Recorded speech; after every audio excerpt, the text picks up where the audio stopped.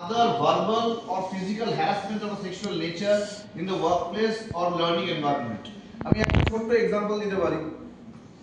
এই জাজমেন্টের মধ্যে অনেক কিছুই বলা হয়েছে। ধরা যাক a woman is being asked or called up for an interview. ইন্টারভিউতে বিভিন্ন প্রশ্নের সময় the employer can ask questions in the context of what are the qualifications, what are the experience, যে ধরনের কাজটা করতে দেওয়া হচ্ছে সেটার জন্য how is this particular woman absolutely the fit candidate.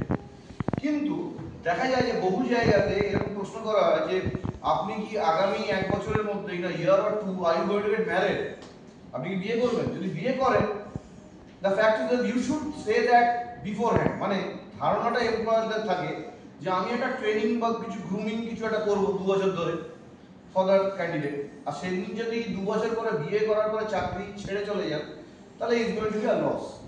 এরকম একটা প্রশ্ন একটা কোনো এমপ্লয়ার করতে পারে না।